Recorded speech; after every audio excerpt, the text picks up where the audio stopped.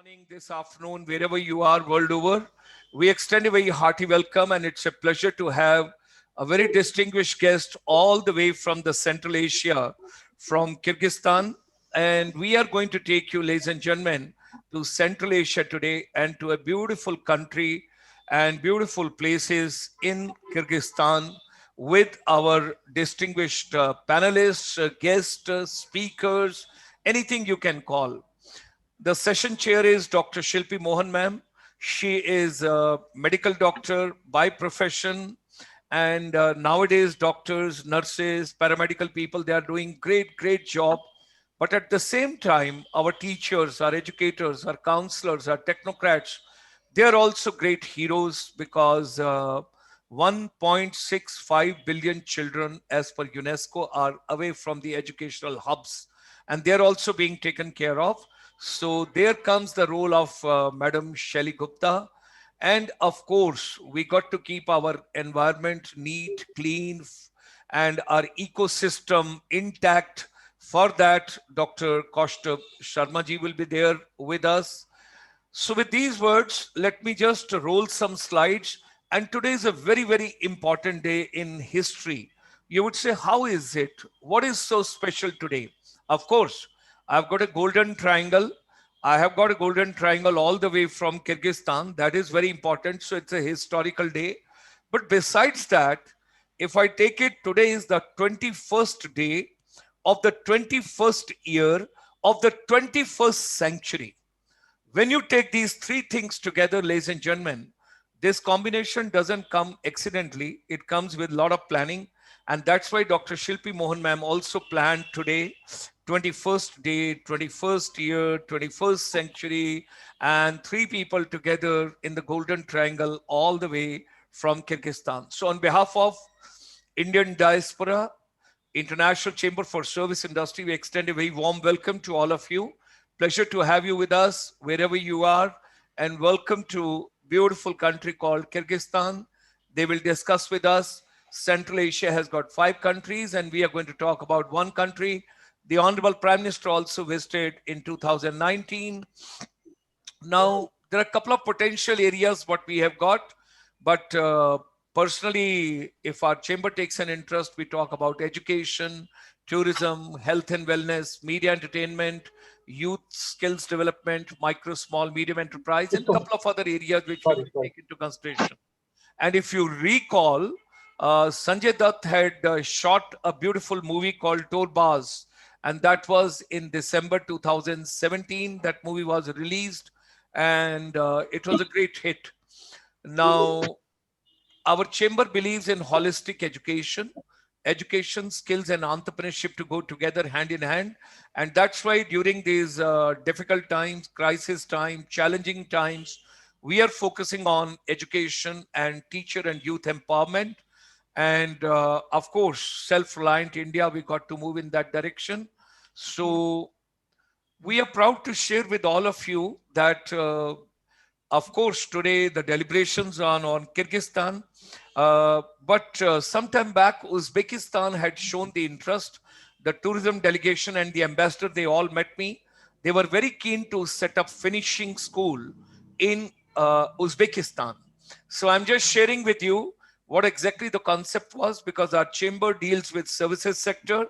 So services sector, when you talk about its tourism, hospitality, airlines, health sector, education sector, wellness sector, media entertainment, retail, micro, small, medium enterprise, logistics, couple of things you can take. So in India, in 1994, we brought the first finishing school for service industry in India, which was focusing on soft skill, life skill, and future skills.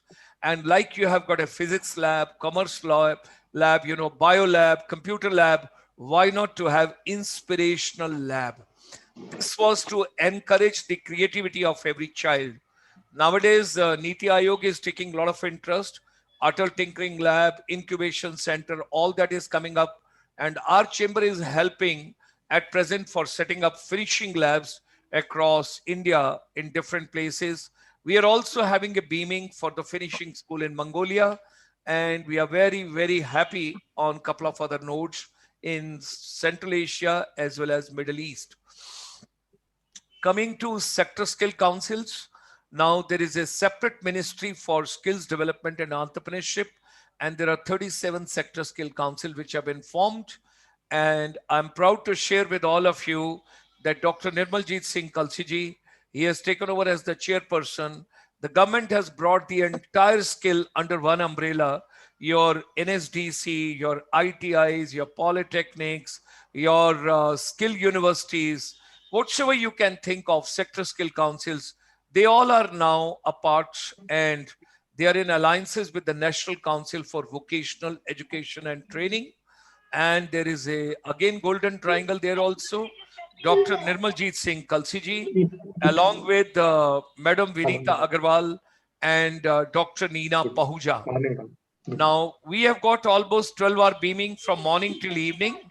We have got 28 programs till every week. We have got almost 12 programs coming through, ladies and gentlemen, and wish to share with all of you that 1st of February, the Honorable Finance Minister of India, she announced the budget, and in that budget, she had announced that why not to set up 100 scenic schools in India. So right from the 2nd of February, we had started the series, wonderful series, where we brought 31 different programs. Like today, it is on Kyrgyzstan. We had done 31 programs on scenic schools, Army, Navy, Air Force, and Civil together. And girls are also joining now scenic schools. And after this program tonight at 8 p.m., we are bringing you, there's a beautiful organization, and that is called eMango, and they will be sharing with you the new platform on career guidance for the youth during the post-COVID. That is tonight at 8 p.m. Now, entire research what we have done last year and now, that is basic food, basic health, and basic education. And B2B is back to basics of life. We all got to understand whatsoever human mind can conceive and believe, it can achieve. So let's get together, let's come together, let's make education relevant. And this particular chamber and this particular platform during this COVID is bringing the global confluence of educators, motivators, inspirational speakers, technocrats, counselors, wellness experts, health experts like Dr. Shilpi, corporate, government administrators, and all the decision makers together on a common platform. And we are at present live on YouTube, on Facebook, and on Twitter. On YouTube, you can see at GS Motivator. On Facebook, you can see at Gulshan Sharma. And on Twitter, you can see at the rate ICSI India. So, ladies and gentlemen, join me in extending a very warm welcome and a hearty welcome to our distinguished speakers and the guests this evening, all the way from Kyrgyzstan, Dr. Shilpi Mohan, Madam Shelly Gupta, and Dr. Kaustav Sharma ji. We extend them a very warm welcome. It's a pleasure to have all of you with us this evening. And I would request now Dr. Shilpi Mohan ma'am to kindly take on the onward journey and let me enjoy the movie called Torbaz, which was shot in Kyrgyzstan. Yes, please go ahead. Thank you so much. I'll just share my slide and then I'll go ahead.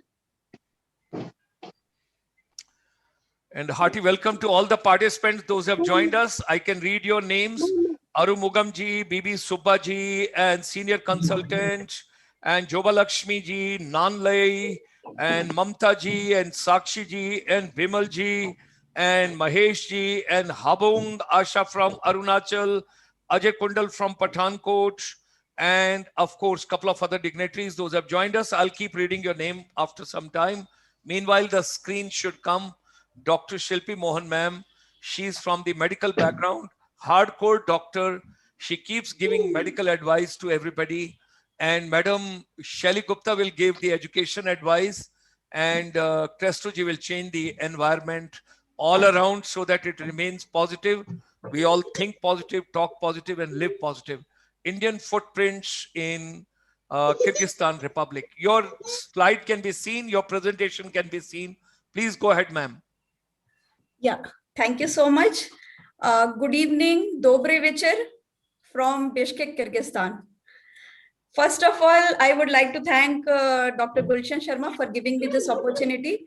And I would like to congratulate him, especially for his relentless pursuit in endeavoring and continuing these series of webinars day and night in last 1 year, more than a year, this being 921st in the series.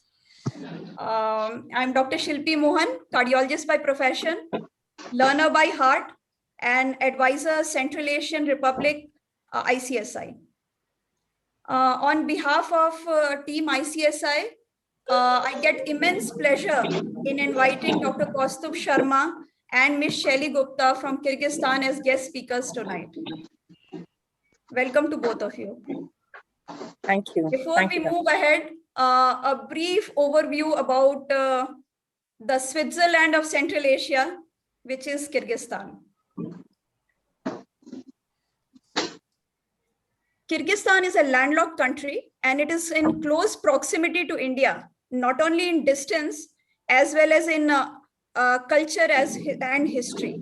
It is just 3 hours away from India, and they share a common historical background as well. The Silk Road connection is well known, and it has been said that, and it has been highlighted that some of the Aryan tribes from this Kyrgyz region moved south towards India. And the Silk Road connection has been highlighted and has been well documented by the archaeological excavations at various places in Kyrgyzstan, like Osh and Balashagun, Naviket, to name a few.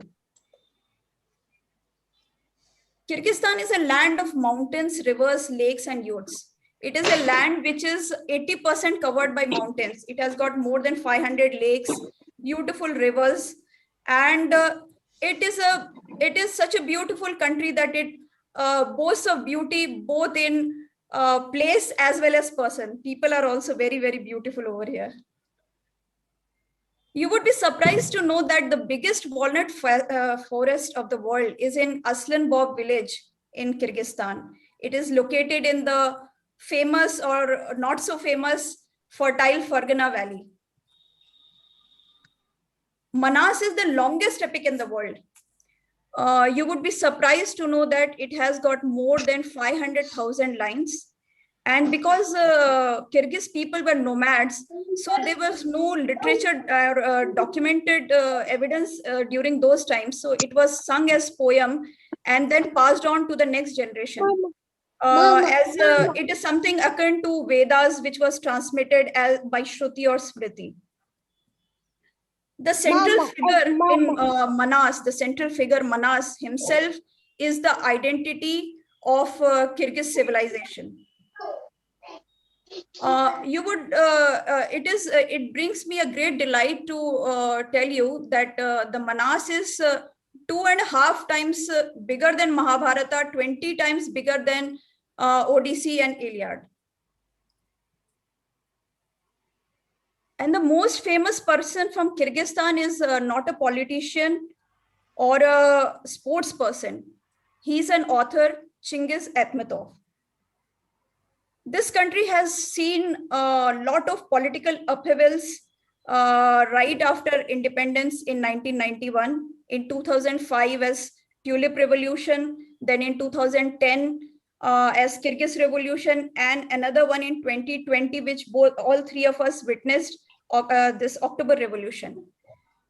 The most famous person, Chingiz Aytmatov, has written a lot of books, and to name a few, the first teacher is very, very famous. The biggest market in Central Asia are in Kyrgyzstan. They are Osh Bazaar and Dordoy Bazaar. And for a shopophilic or a shopaholic like me, it is a great visual delight. It burns my husband's pocket, but it brings a lot of pleasure to me. The most famous national drink is kumuz, which is a horse milk. And there are a lot of traditional dresses. especially this kalpak in male, which is a headgear, and elchek in females. They are part of their traditional dresses. Kyrgyz people love music, and musical instruments are a part of their culture and civilization. And kumus, being the string instrument, is used by these people, and they play music. And especially when they are in the family, they play music in the evening time. Lot of traditional games are played over here, and Korbulak is one of them, which is, it is similar to polo.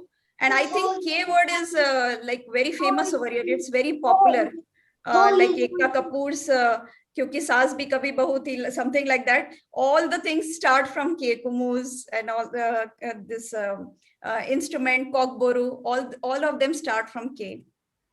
Then coming to the traditional cuisine, lot of traditional cuisines are there. Borsok is one of them, which is a part of all the functions. Others are this something like mamsa, something like momos, then borsok, and then pulav, like Indian pulav, then mante, which is something like momos, and then samsa, like Indian samosa. India and Kyrgyzstan, they both share a long, multifaceted, dynamic bilateral relationship. Yoga and Bollywood, they are very, very popular here. Mithun Chakravarti, Jimmy, Jimmy, Jimmy, all these songs are very popular over here. And there are more than 10,000 students pursuing medical degree at different places in Kyrgyzstan. Coming to the first topic, both India and Kyrgyzstan are working towards preservation of endangered species, and snow leopard being one of them. It brings me to the first topic, and it gives me immense pleasure to invite Dr. Kaustubh Sharma, who is a pioneer in this field, and he's doing a yeoman service in preservation of snow leopard. A brief overview about him. He is involved in research, active research and conservation for a very long period of time. He is Assistant Director of Conservation Programs and Partnership. And since 2014, he also serves as an International Coordinator of Global Snow Leopard and Ecosystem Program, Bishkek.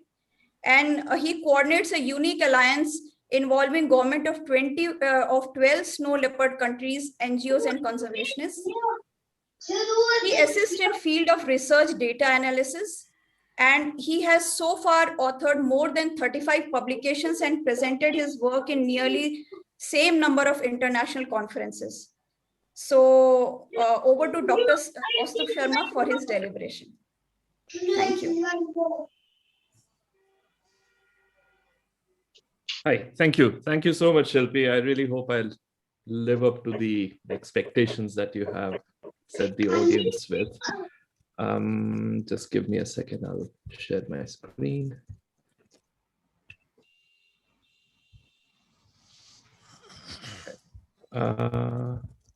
Maybe one of you may have to give me the permission to share the screen. No, you have the right to show your screen. The Shilpi ma'am had to close her screen.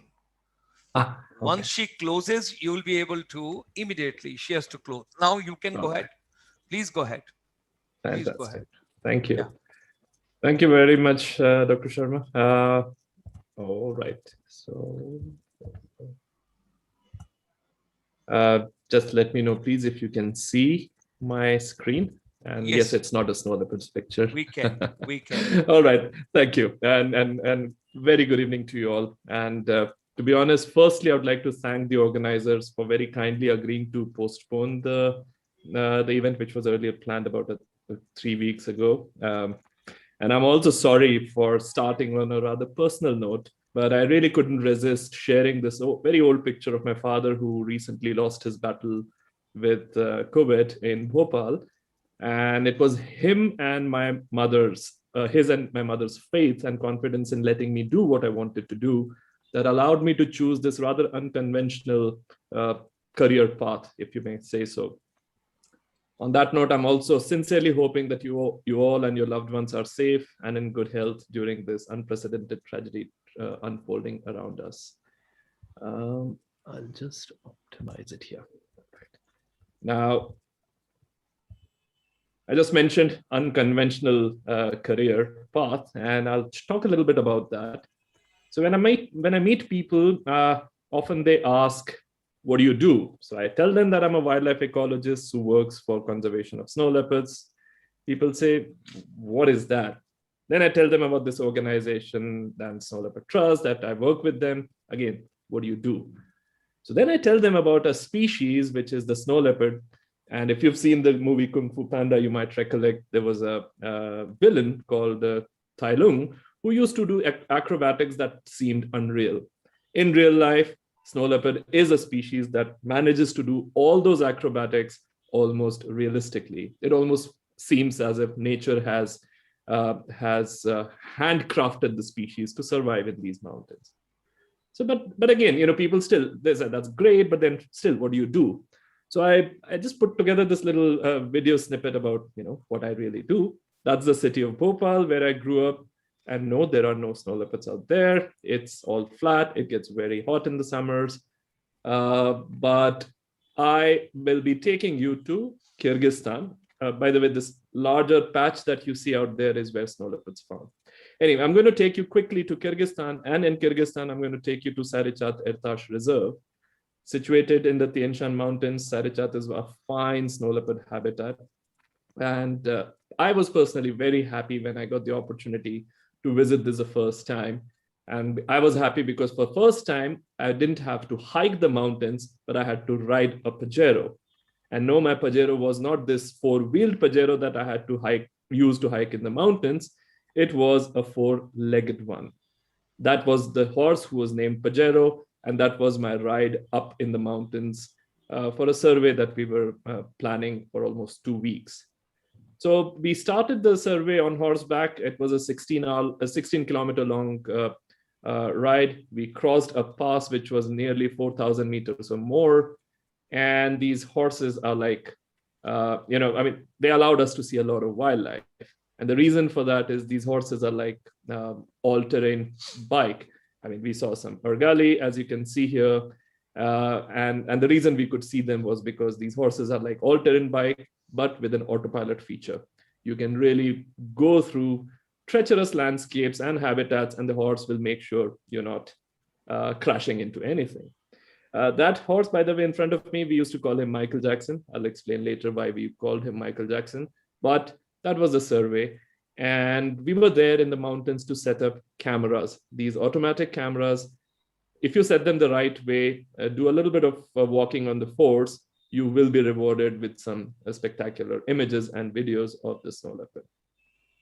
So our task there was to set up around 35 to 40 cameras in an area which is roughly as big as New Delhi. And these cameras would then allow animals to take their selfies. Not just snow leopards, but a lot of wildlife would get an opportunity to get their selfies taken. So that's the work bit. Now some more exciting part. As we were setting up our last camera trap, the weather started to get a little ominous. And in no time, we found ourselves in the middle of a snowstorm. Winds with speeds I had never experienced before. Soon enough, we were stuck in a snowstorm. Yes, it was scary. My colleague Kuban, who's a Kyrgyz national, he started to look like a snowman. And if I was, we had a family, by the way, so we were scared, but we were still taking pictures. And I was wearing a snow crown, and had I been 1,000 times prettier, I would have probably looked like this. But anyway, that was the best I could look with that snow. My horse was looking like the T-800 of Terminator 2. Anyway, the storm lasted a couple of hours, actually 4 hours. And by the time we were down there, Pajero and I were telepathically connected. In the meanwhile, all those cameras out there kept taking pictures to reveal some of the most intriguing insights about snow leopards, which is otherwise one of the most elusive species that you can never see. For example, in this picture, you see a snow leopard from its penthouse, goes down grocery shopping, and comes back with a marmot in its mouth. So that's a very brief update of what we do. And I just wanted to share how a snow leopard ecologist, or in fact, any ecologist, he or she doesn't have 2 days which are the same. Every workday is a different workday if you're an ecologist. Okay. Moving quickly forward, I did not start my career as an ecologist in the most conventional way. Around high school, I got interested in wildlife after attending a nature camp. And that's why those experiences in school are extremely valuable, not just books and studies, but those experiences are extremely valuable. So anyway, unfortunately, I was already 15 years by then, past the age when in India, you are supposed to know what you want to do with your future. Unfortunately, with limited exposure, we grew up with very few options other than becoming an engineer, doctor, accountant, or lawyer. I was interested in animals and birds and subsequently got involved in a very small study to provide a checklist and count of birds of one of the biggest lakes of Bhopal, which is where I was growing up. And in 2001, I still remember I used to get a stipend of around $20 a month to furnish a detailed checklist, map, and count of birds that were visiting or resident around the upper lake of Bhopal. My frustrations of finding it difficult to identify birds when I started bird watching and some training in software development got me to write a small program that would help people feed basic details about a bird, and it would look up the species and show it on a map as well. Now, this was way before smartphones, right? Smartphones, I think they started with them around 2005 or 2006. This was 2001, 2002. Anyway, I needed images of birds, so I basically did something not so right. I pirated a book. I kind of scanned the images of the book and used them for the software, and then sent it to the organization which was publishing this book, the Bombay Natural History Society. This organization was is one of the oldest organizations working in conservation in India, established in 1880s. Anyway, I never got the permission. They were upset that I had scanned the images without permission, and there were many complications.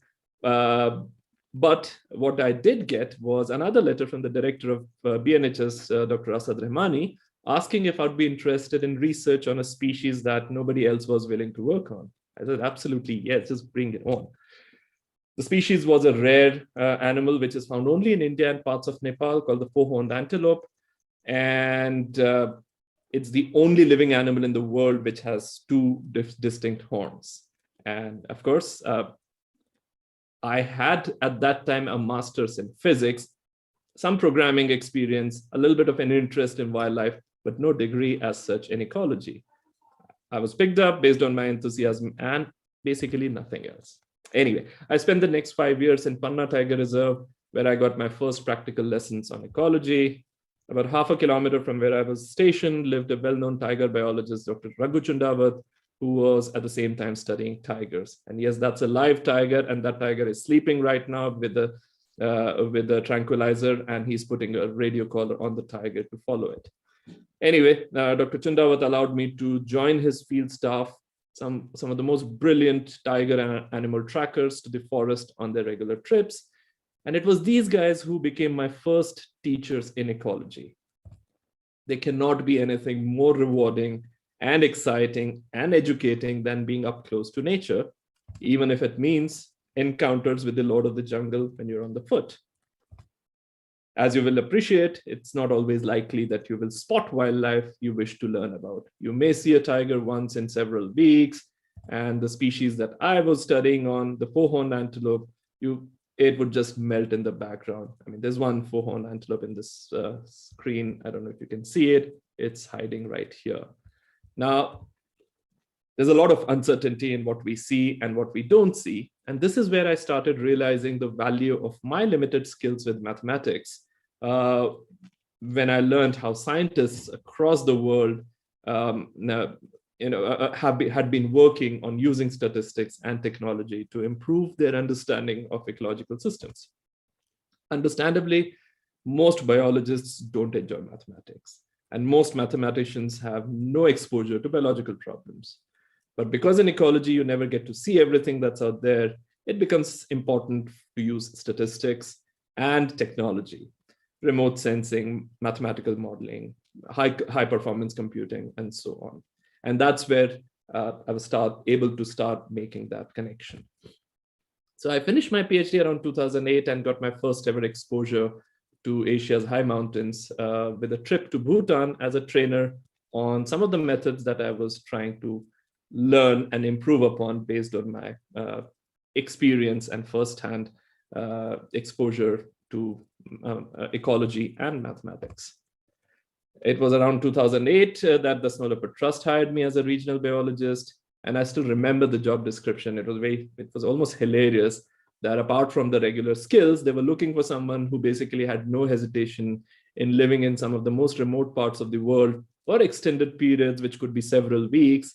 In other words, they were looking at someone who had no family to complain about. Okay, let's quickly change gears now to snow leopards. It is an elusive species, and so elusive that even an ibex, to whom it can literally make a difference between life and death, misses seeing it many times. As you can see in this image, you might be seeing that little goat out there towards the left of your screen, but it may not be that easy to spot where the snow leopard is. In fact, the goat is getting it entirely wrong. The ibex is getting it entirely wrong. Let me just zoom it a little bit. That's where the snow leopard is. These guys almost wear an invisibility cloak and completely melt in the background where they survive and they hunt and they live.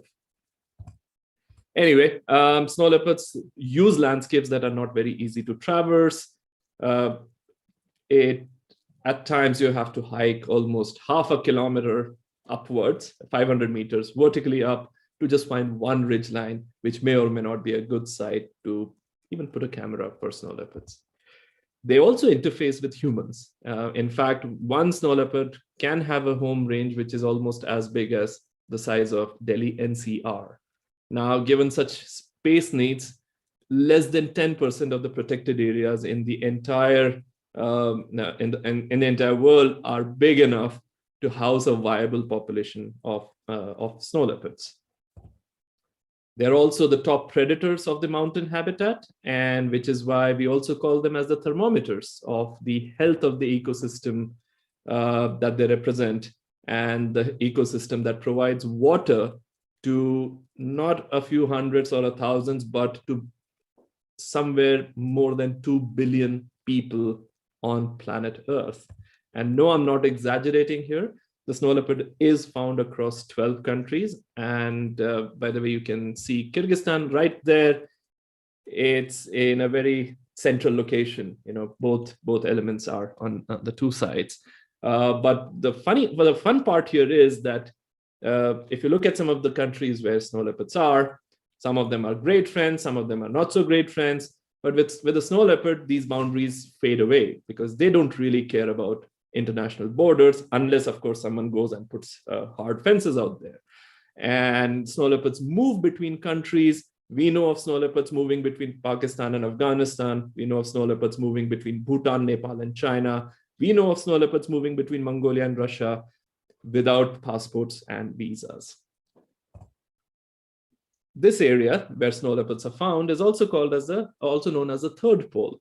We know the North Pole, we know the South Pole. This region is called as the third pole because these mountains store some of the largest reserves of water in glaciers that give birth to rivers which have fed civilizations not for 100, 200 years, but for thousands of years. Just have a look at all the rivers that originate from these mountains, and you will realize that the world's maximum human population is living around,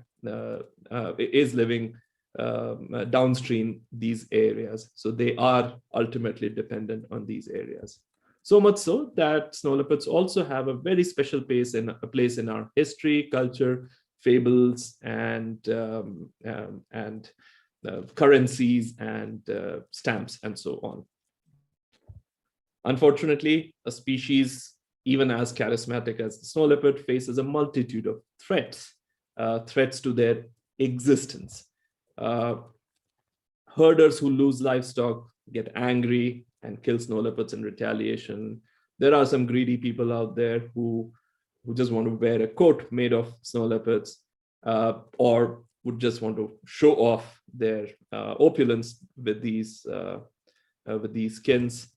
And some people are involved in over-harvesting its food, which is the wild goats and wild sheep.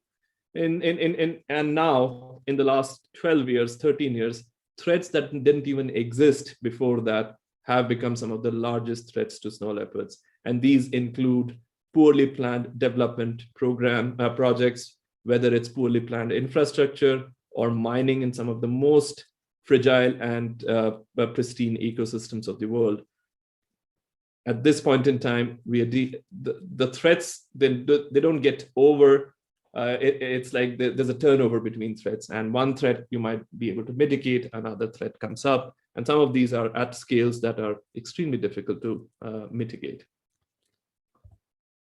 So what we do is we do scientific research to first understand what snow leopards need and what do we need for to basically conserve them. We partner with the local communities that share their spaces with snow leopards and other wildlife, because these are the people who are at the front lines for conserving snow leopards.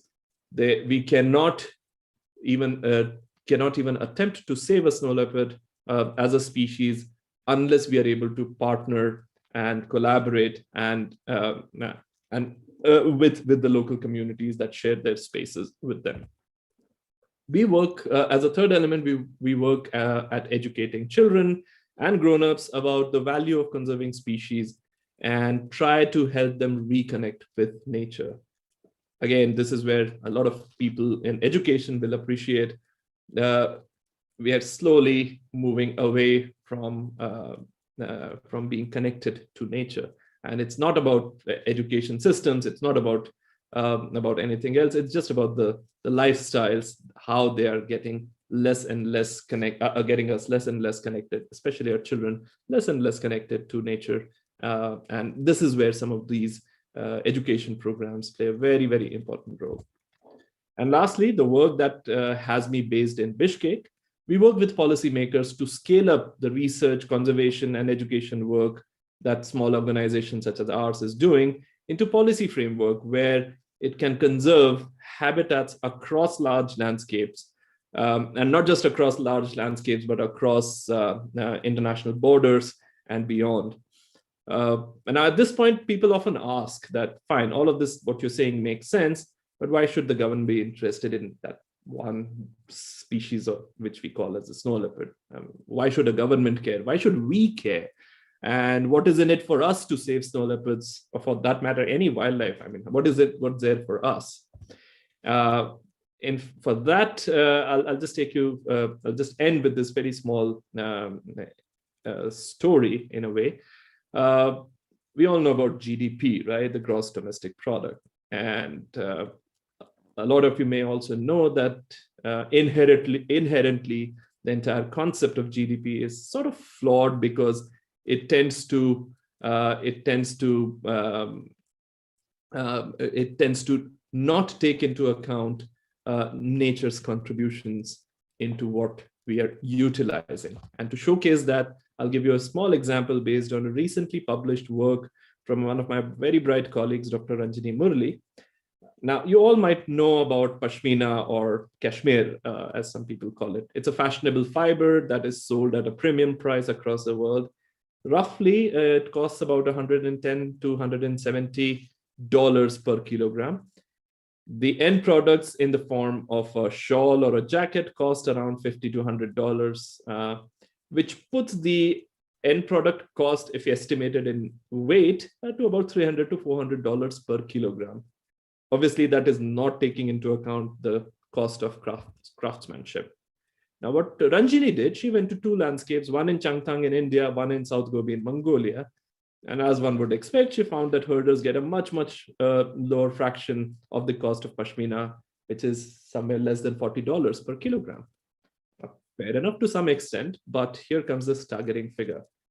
Ranjini's calculations, based on what people's use of nature was, estimated that the economic value of ecosystem services like water, fodder, and other protection and other services that nature provides to produce 1 kilogram of cashmere is somewhere between $500 to $700 per kilogram. What that means is that none of us is paying, even the end product is being sold at $300 to $400 per kilogram. None of us is paying that much for cashmere, but we all know there are no free lunches. Someone is paying that cost, and at this point in time, that someone is nature. And as I mentioned, there are no free lunches. If nature is being made to pay for something, she will have her own means to get a payback. As you might all know, there are several theories around it, but one of the strongest theories around this, the ongoing pandemic, is linking it, not just this pandemic, but in fact, a lot of pandemics and zoonosis, other pandemics which are based on zoonosis, they're linked to unsustainable harvest of natural ecosystems. And even though it may sound melodramatic, these zoonoses are almost nature's payback. The ongoing pandemic, by the way, just to give you some figures out here, has already cost the global economy nearly $20 trillion US. And that number is not taking into account the loss of lives of millions of people, including our own family and friends that we just started with.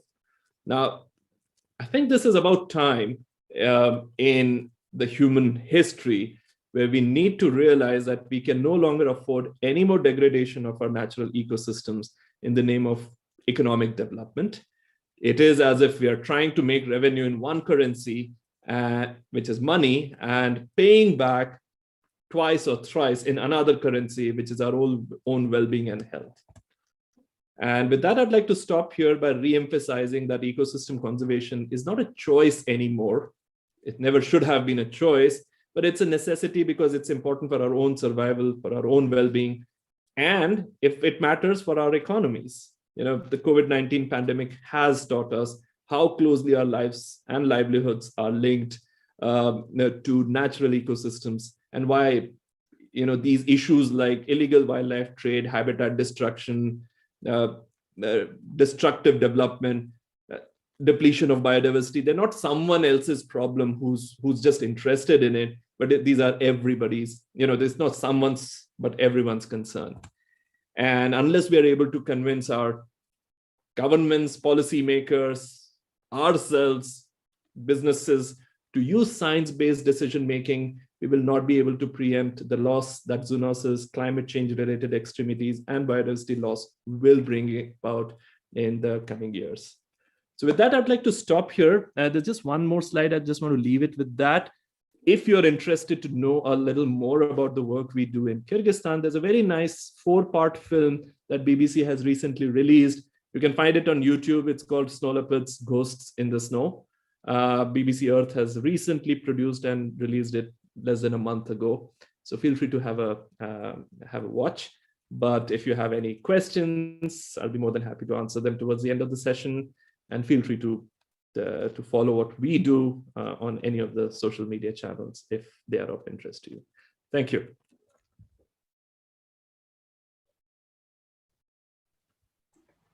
Thank you so much, Dr. Kaustav. Wonderful presentation. It is an eye-opener, and you have very well brought out that it is not just the work of the conservationists or environmentalists to just conserve the nature. It is the responsibility of the entire society. What we have not done, that is what we are paying for. Nothing comes for free.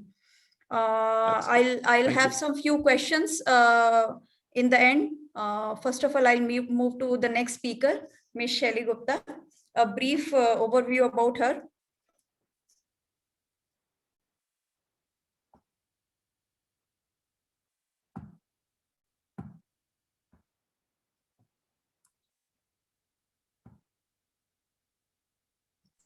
Shelly ma'am, your mic is mute, Shelly ma'am. Yeah. So welcome, Shelly. Shelly is an educational leader for over 20 years of experience in Kyrgyz Republic. She is principal of Silk Road International Schools in 2020. She is an internationally certified educator including certificates from European Council of International School and Cambridge Assessment International Education. She successfully took SRIS through authorization process of European Council of International Schools membership and made it one of the first Cambridge International Examinations accredited school in Kyrgyz Republic. She did his post-graduation in education and was awarded an award for 3 years in a row.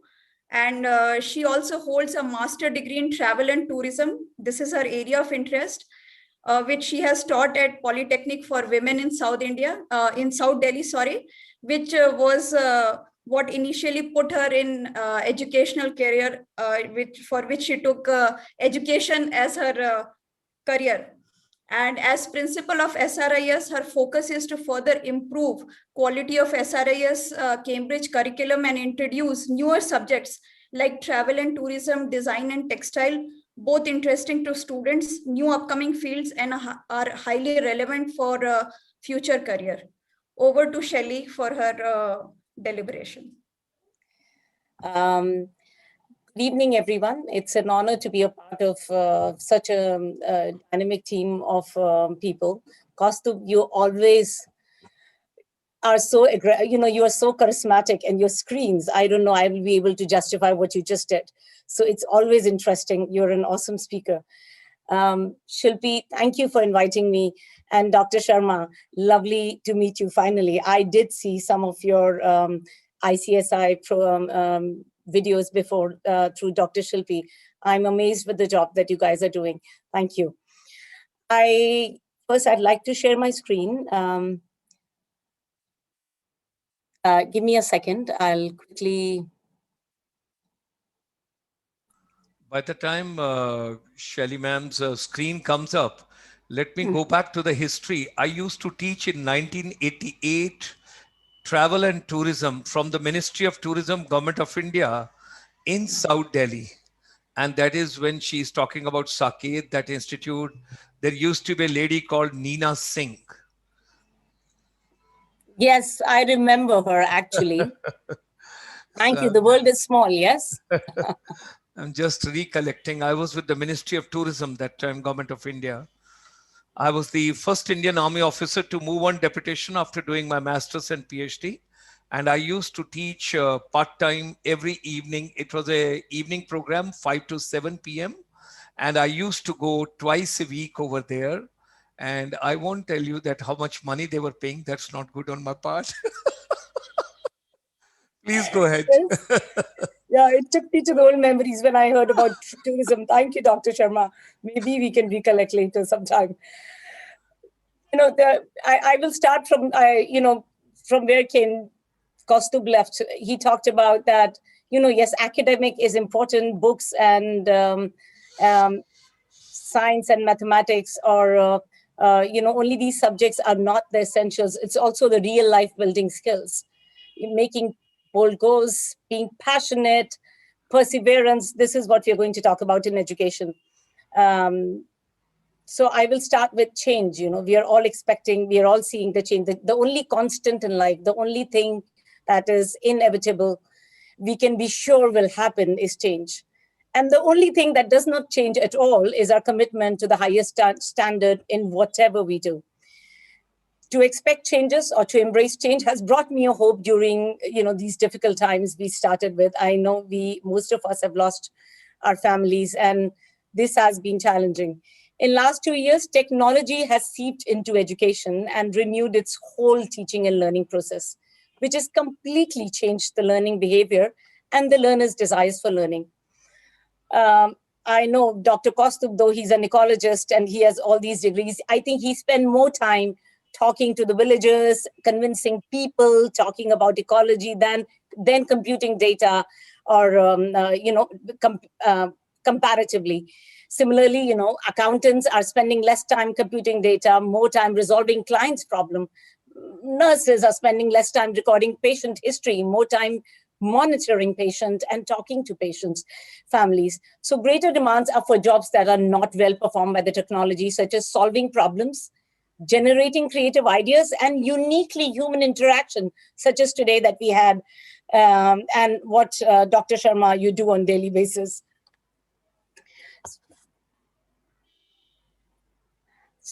Content creation is high in demand and requires skills which are not taught in any subjects in school.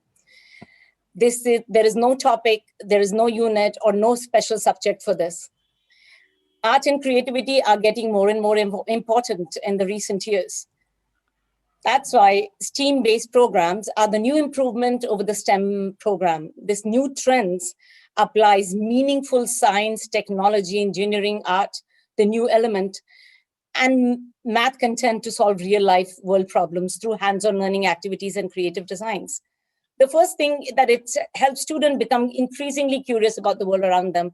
Then also it creates a safe environment for the learners to express and experience their ideas while thinking outside the box. This year, we managed to introduce some vocational studies in year 9 and 10.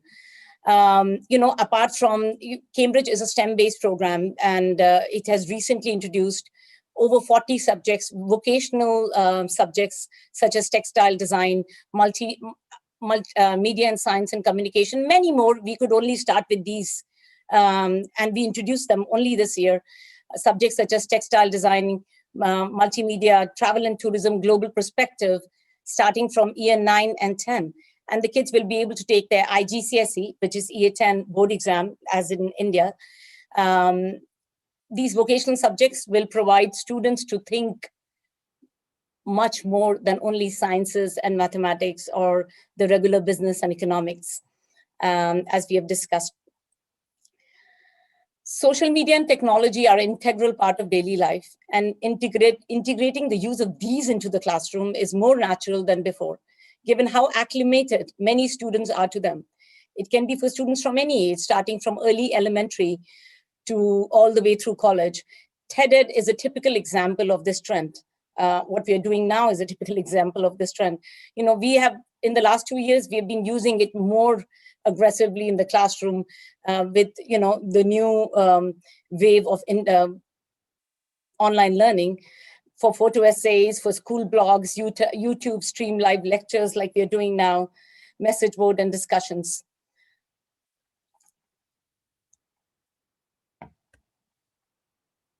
Immersive and experiential learning.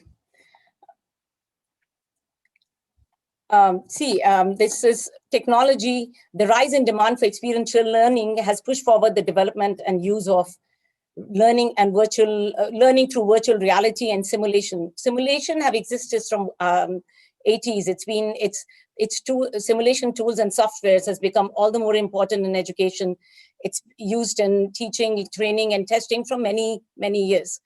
Learning has become much more interactive than traditional methods. Last year we were not able to send our students for internship to UK as we usually do, because we have a tie-up with a UK-based internship, college that helps our student for internship in different, because Cambridge is, STEM oriented, and it provides different tracks in education. So we send a group of 15 to 16 students every year for internship program in summer, which we were not able to do last year, which we won't be able to do this year. So we had virtual internship starting from morning 9 till evening 6. And it was amazing. It was actually more productive, even more productive than being there, and cost effective. So virtual reality provides a constructed reality, and augmented reality, which is still to be introduced, it's in the plan, gives an enhanced view of the real image that actually helps to explain complex concepts that plain image or even lab hands-on experience couldn't show to the students. So let me tell you one more thing. Last year, we were not able to order some of the chemistry and biology lab equipments that we needed. And therefore, we actually could go into the science labs in one school in Singapore and to one of the schools in the UK for children to actually conduct the experiment in these schools through virtual reality, which was amazing. It was even more, like I said, productive in the sense that the students were able to differentiate and do hands-on lab experiment with the students through the virtual software. So it was amazing and a wonderful experience for us. We would like to continue it even with our lab now, which is fully open for the children to conduct experiments once in a while. Now, gamification is a very fancy word and has been largely used in the education and learning sectors for many years. It's becoming increasingly used, used in education setting for a number of reasons. One of the main is it makes the hard stuff more fun, helping to motivate students and make them more engaged in the subject matter. So it involves using game-based elements such as point scoring, peer competition, teamwork, score tables that drive students' engagement to help students assimilate new knowledge and test the information that they are learning. Now, last year we were all thrown in this pandemic where we went online all of a sudden. Nobody was prepared. Teachers did not know what to do. They turned to the Zoom or Google Classroom, just testing and experimenting what will work. So this summer, during the break, we had a lot of time to sit down and actually redesign our annual plan based on gamification, because we realized that you lose interest, especially in primary and lower secondary classes, very quickly of the students. First 10 minutes, it's fun, but then without the presence of, the students were physically not there, so you lose the interest. So we designed the whole curriculum, giving points in meeting educational objectives, creating playful challenges, comparing and reflecting performances, giving them grids to manage their own assessment, and using checkpoints, providing challenges and bonus marks for students who are able to more than the given task. So it served its purpose. The kids were more engaged this year when we started online initially for the first 3 months. As Kaustubh has mentioned, children are born, children are born inherently creative, and schools systematically squanders that creativity, sometimes pretty ruthlessly. Academics and sports are as important as real life skills such as problem solving, teamwork, character traits such as making bold goals, being passionate about doing whatever you're doing, and then perseverance, resourcefulness, capabilities. This is all what we need. And it is a job of the educator to offer the student hope, undivided attention, and unwavering belief in their potential. This is my second last slide. I will talk about guidance counseling, which is prevalent in every school. But now I think, again, we as educators need to rethink what we provide to the students. As a school guidance counselor, it's our job to help students get where they want to go. One of the biggest obstacles students face as they approach college application season is concern over the financial burden. I myself faced it this year. My son graduated only last year. Everyone knows that college can be expensive, and many students may have gotten it into their head that the cost of higher education is an impasse between them and their ambition. My son refused to go to any expensive university, though he wanted to do medicine. And he said, Mom, I'm not going to live under this pressure that my parents are paying so much for my education. This is a fallacy. And most students just need a little, guidance.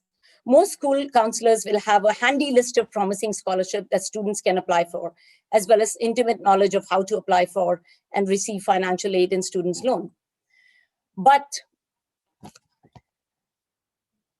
many counselors, however, overlook recommending high-quality online universities, even which are provided by some Ivy League universities to their students. This can be a great option for students looking for an affordable alternative to shelling out thousands of dollars on tuition, as well as for students who want to start working after high school.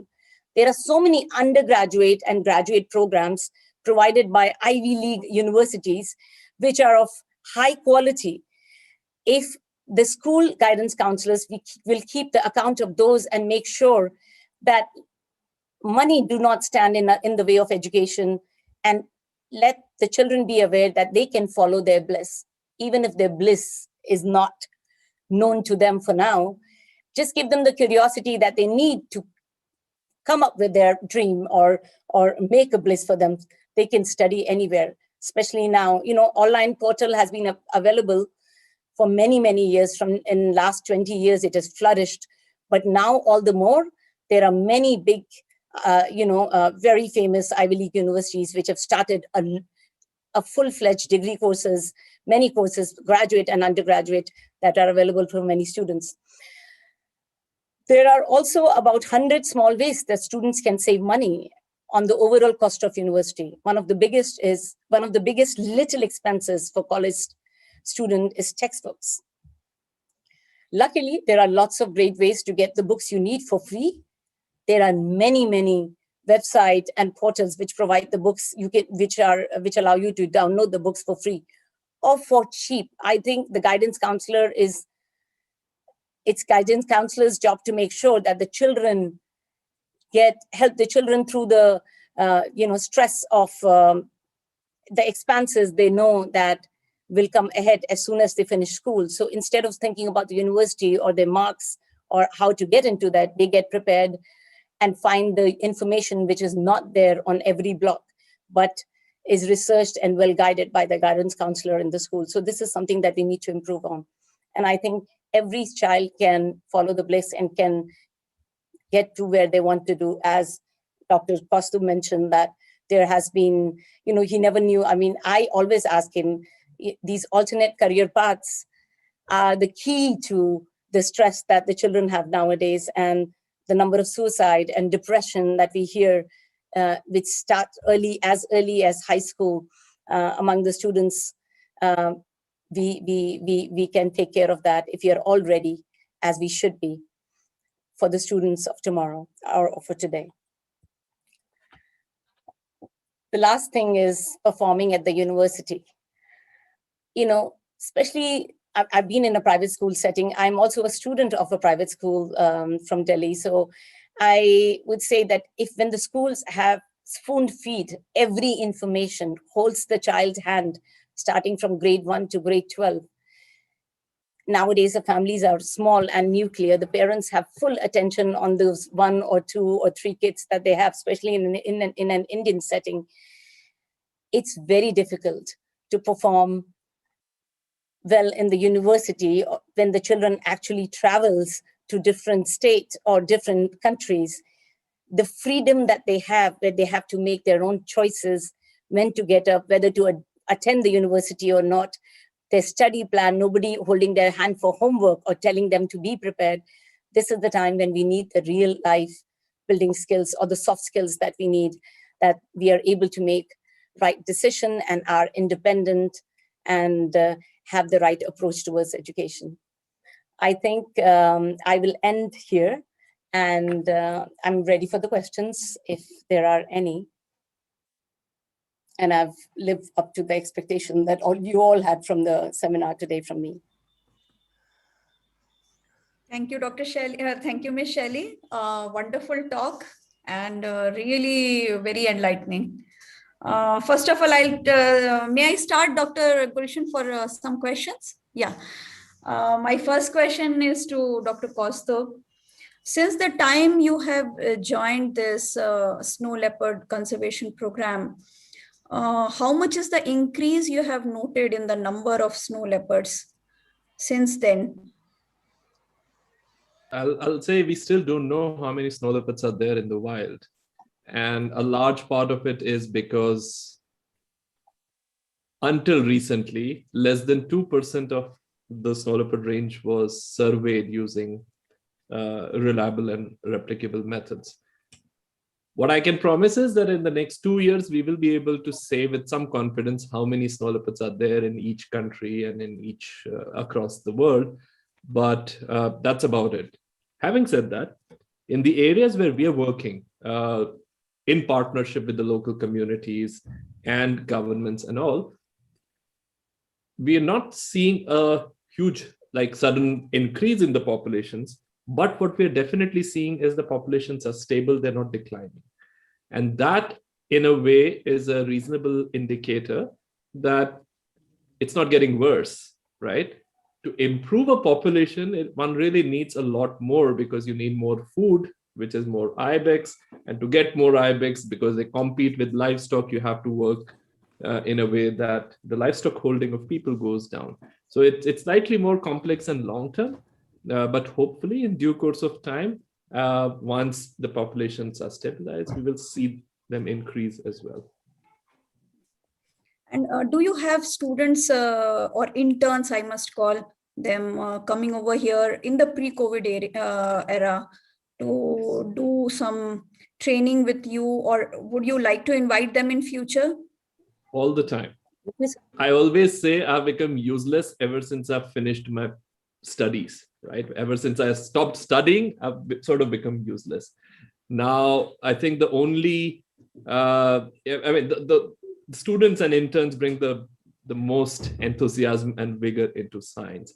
So we've been inviting interns. We still have interns working remotely with us, but they're always welcome, which is why I shared my contacts. Feel free to get in touch. And if you're interested, there's a lot. And you don't need to be a zoologist to intern with us. We've had computer engineers intern with us. We've had chartered accountants intern with us. We've had artists intern with us. We've had literature, people working in literature intern with us. Everything can come together to help conservation, be it storytelling, artwork, filmmaking. We've had one intern who was very good at editing, and she created some very valuable little snippets for us, which would have taken us, we would have never been able to do them, put them together. And these students have really done wonders for us. So yes, it's always open. We welcome them all the time. Very nice. Thank you so much. And Shelly, my daughter is, she's 11, and during COVID period, gaming, as you highlighted, and being too much in front of laptop is becoming a bit of a problem. So what do you suggest, like how to maintain a balance so that they get the best of it and not get into the trap of just getting stuck to it, and maybe because they can't concentrate on things and the eyes, they start paining. There's so many problems that has propped up in last 1 year, which was not there. So how do you suggest dealing with this situation? My daughter is also listening to this program, so it will come directly from you. That will do a better job. Over to you. Thank you, Shilpi. This is what we asked. That's a very good question, actually, as for us as parents. It always bothers us how to keep the balance. We need to be careful to introduce technology in thoughtful ways, or else we will be left with another generation of teachers who see technology as nothing but overpriced,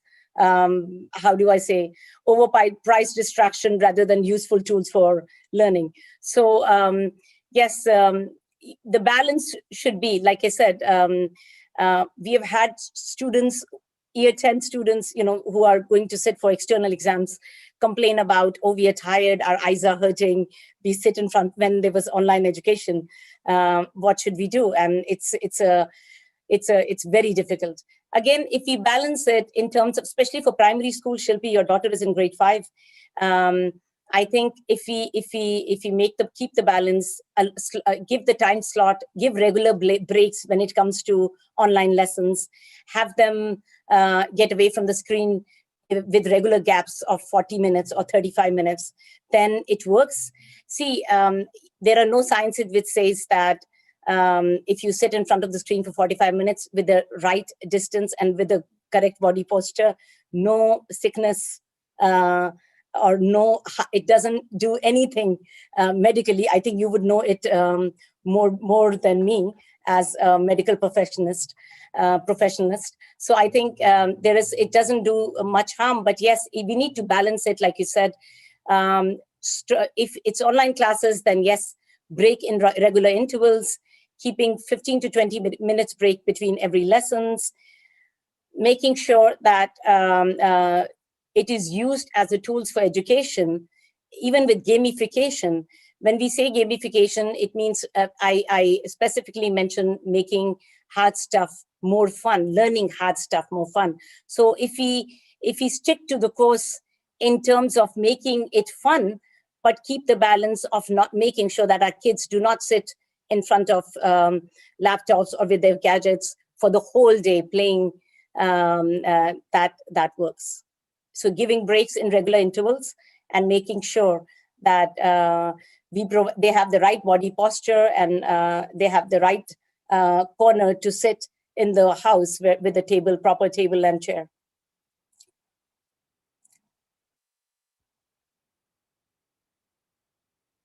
Your mic is mute, ma'am. Your mic is mute. Have you included yoga and meditation also in your school curriculum? Not exactly curriculum, but during COVID period, are students involving themselves in yoga and meditation as well? We have mental well-being classes conducted by our school psychologist. She does mostly art therapy and with the students for mental well-being, and she also do individual talks or discussion lessons in groups or individual lessons with each student. But yes, we have not included yoga, which I would like to use in future, though we do have an active yoga club for our teachers, so which is run twice a week, which is very, very popular. There are 2 yoga clubs, one for teachers, one for parents. So they are actively involved. We have a group of 35 teachers who actively participate. Very nice, very nice. Thank you so much. Over to Dr. Gulshan. Thank you very much. Wonderful to have all of you. Let me just quickly sum up while conveying my deep gratitudes and thanks to all of you. At my age, first of all, I have to give back to society. I have not to take anything from society. Even my army pension, what I'm getting, I'm spending it for the education of certain children. Those have lost their parents. Those do not have anybody to look after. So I'm a very happy child. And I believe that's something you got to repay back.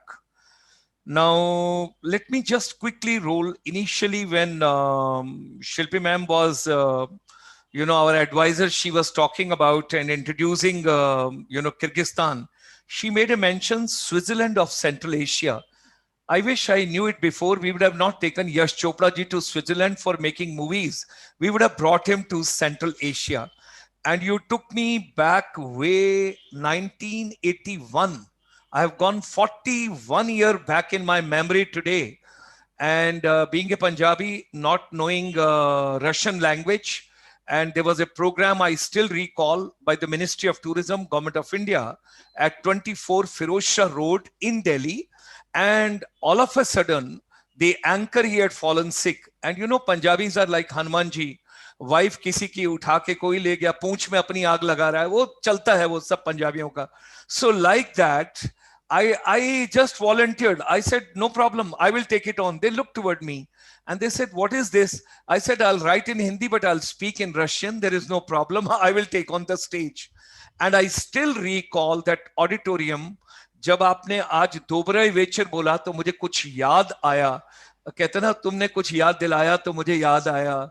तो Добрый вечер, дорогие дамы, Института Поделам Туризма и Управления Бюро путешествий Различных Lumlayu.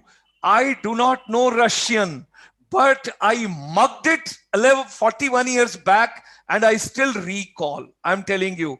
And few sentences I mugged up. I told him, यार पानी पीना होगा बीच में तो क्या? बोले या लुबलियू लिमकू. I said, okay, मैं बोल दूंगा, कोई बात नहीं है. So what I'm telling you is anything is possible. So that was very interesting. Now let me come to Dr. Kostev. I won't tell his second name because people will say he's my younger brother, which he can be otherwise. I have no problems. But what I'm sharing, there's so much in common which he shared. You will be surprised, pleasantly surprised, before I come to Shelly, because there's a lot common with her also.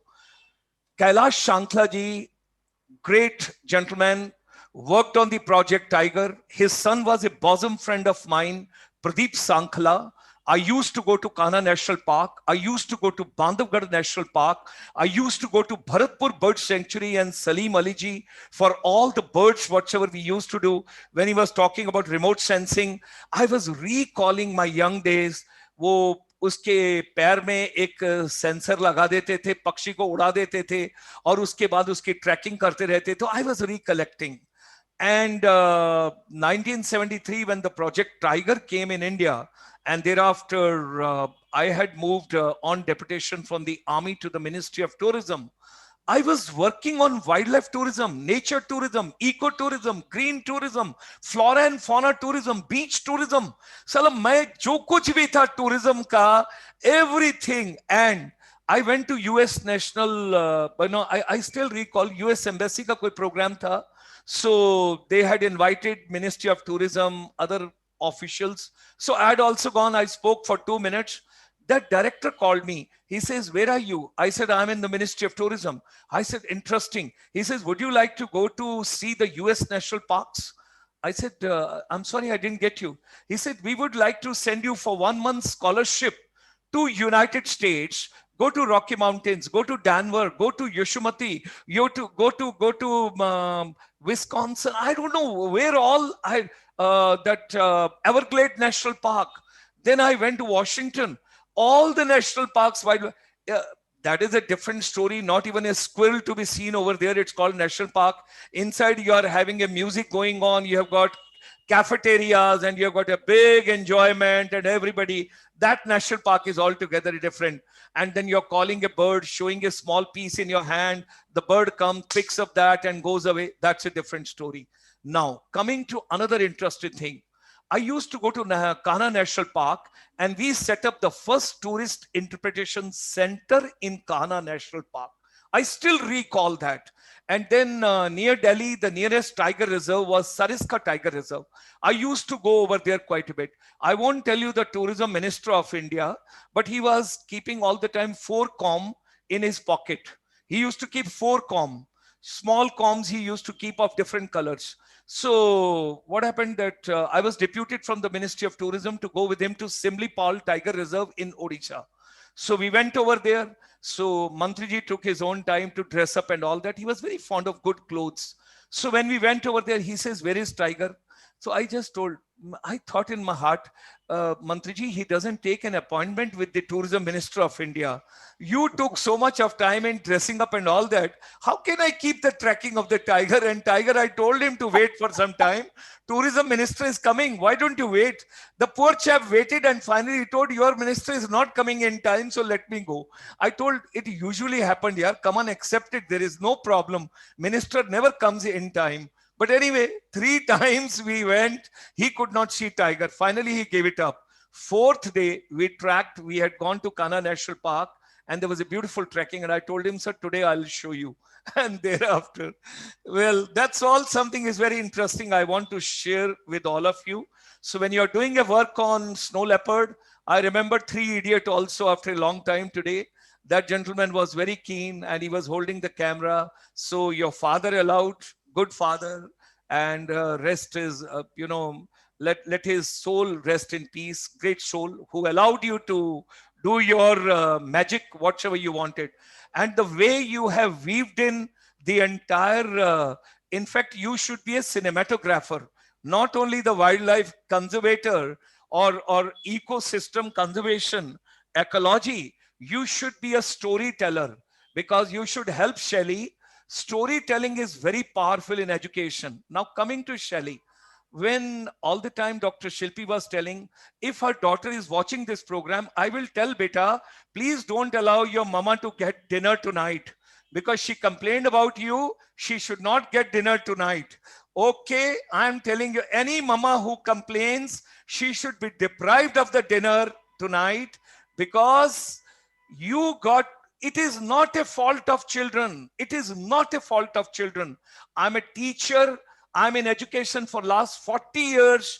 Accidentally, I wanted to retire from Indian Army as a lieutenant general, but destiny had a different thing in storage. I am a 3rd class, 11th standard student, got the commission into Indian Army, and I was so grateful. The day I got commission, thank God, now I have not to study. But destiny had something else in storage. After 8 years, I had to do my master's, I had to do my PhD. And when I went to university, I told him, is there any subject where you have not to study? He said, yes, you come tomorrow morning, because he thought this man is mad. This man is mad. He told you come tomorrow morning. I said, okay. Next morning, 10 o'clock, I went over there. Whole night I couldn't sleep. I said, yaar, what a beautiful way. Some subject has to be thought of here. We have not to study. He told there's a subject called holiday and leisure tourism. It sounded so good. Whatever subject is that we will take on later on. He told there's a master's in holiday and leisure tourism. And his name was Dr. Rand Bamford. So being a Punjabi, we used to call him Bumford. So Dr. Rand Bamford and University of Surrey. So he told, and I swear upon my late father, I never wrote anything in examination from the textbooks. All children, listen to it very carefully. I wrote in answer sheet what I felt practical about tourism. And there were bad people like Shelly Gupta who gave me second position in the university and pushed me for the scholarship for the PhD. Oh my God, I can't forgive them. And when I went for the PhD, I had Professor C.L. Jenkins. We used to call him Chunilal Jenkins because that's the Indian name we gave to the Britishers. So having done the PhD, when I came back to India, एक बड़ा सा newspaper आता था, employment news, उसके 38 page होते थे. By the time you go to the last page, you are half dead. साला पढ़ ही नहीं सकता उसको कोई न्यूज़पेपर को. And there it was given on the 17th number page. Is there anybody who holds PhD in tourism can come on deputation? Oh my God, I jumped from my chair. I went to Chief of Army Staff. I said, sir, I need permission to go on deputation. He says, kya ho gaya? Main bola, sir, there is a vacancy. I have done PhD in tourism, hospitality and all. I cleared the UPSC and moved on deputation to the Ministry of Tourism, Government of India. Ladies and gentlemen, what I want to share right from the soil of India up to Kyrgyzstan, I am a third class 11th standard student.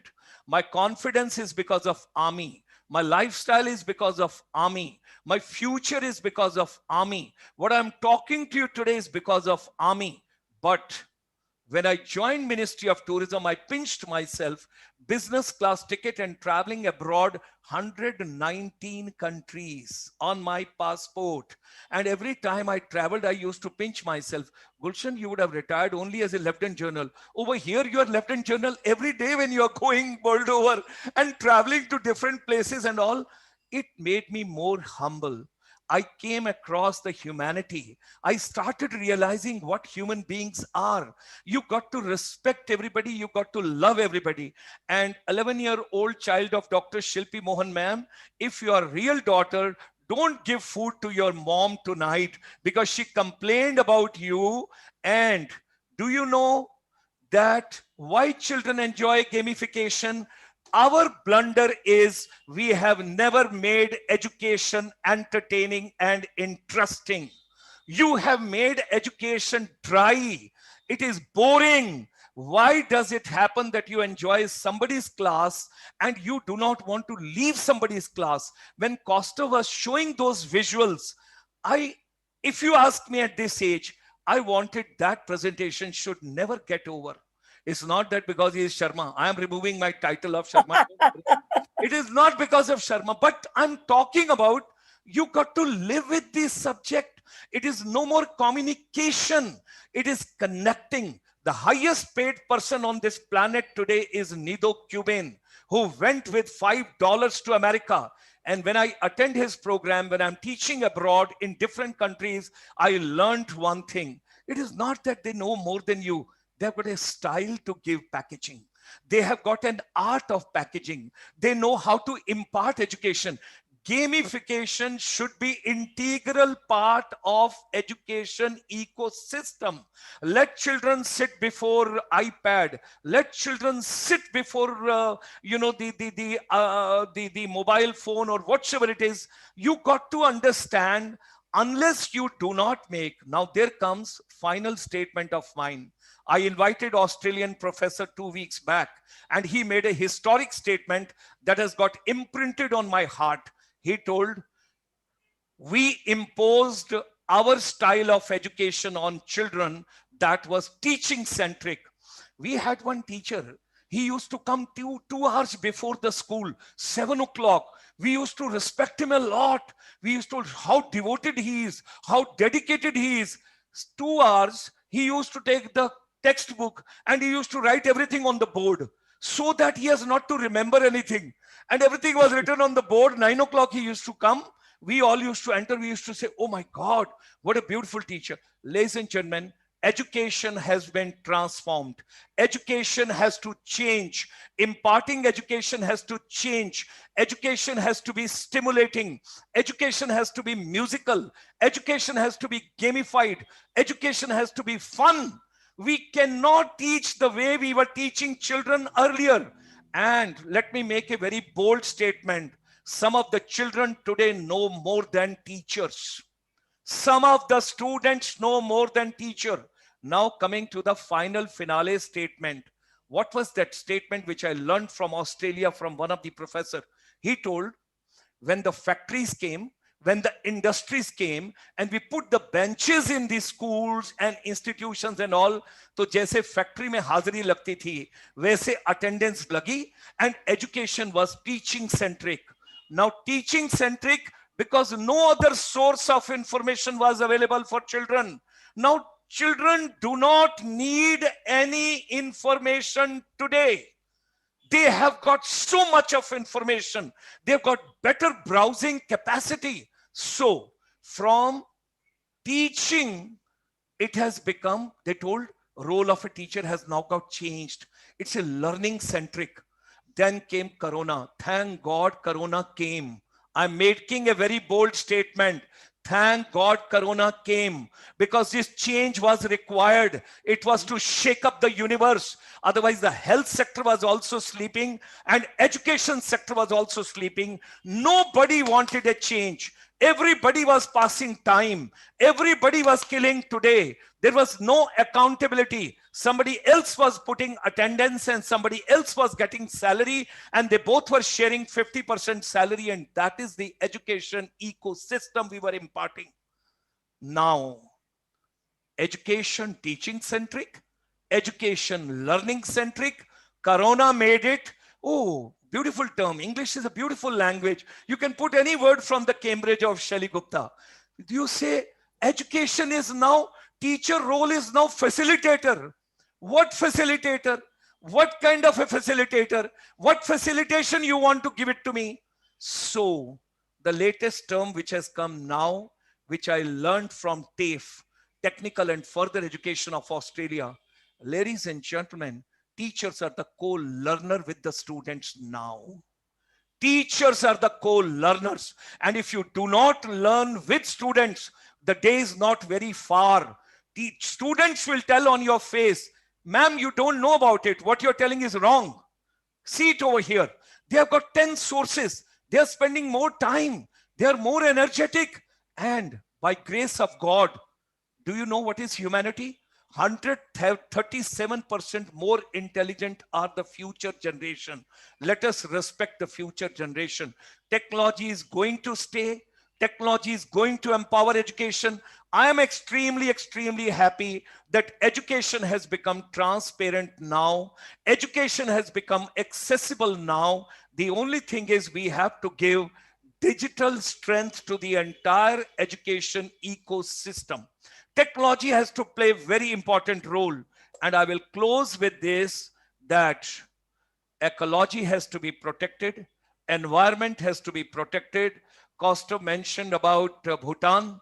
You know, I recall that when he made a mention, it is no more GDP. It is the gross happiness which is more important.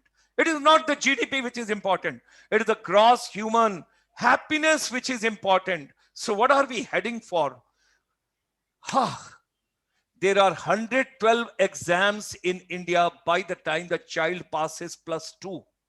And there are countries, those are having only 3 exams, and those countries are doing wonderful, much better. I don't want to name today because I'm a teacher, I'm an educator. That's why I'm sharing this entire information. Now, concluding remarks, 3 to 4 recommendations. Why not to set up a finishing school lab in Shelly Gupta's institute? Complementary. without charging any money. Corona के time में सब कुछ free है, बांट दो सबको जो जो फ्री बांट सकते हो, दे दो फ्री जिसको जो भी दे सकते हो. Number 2, Costa, why don't we build up a short-term 1-week program on environment protection, wildlife sanctuary, national park, ecosystem, ecotourism facilitators, because the final prediction I'm giving it to you, post pandemic जब किसी कमरे को बंद करके रखते हैं ना, तो लोगों का दिल ये करता है कि इस कमरे में क्या है, मुझे एक बार देखना है. जिस समय कोरोना वायरस खत्म होगा, the day corona virus will get over, people will be mad to run and to go to the nearby places. Tourism is going to have a multiplier effect, but people will not travel by air.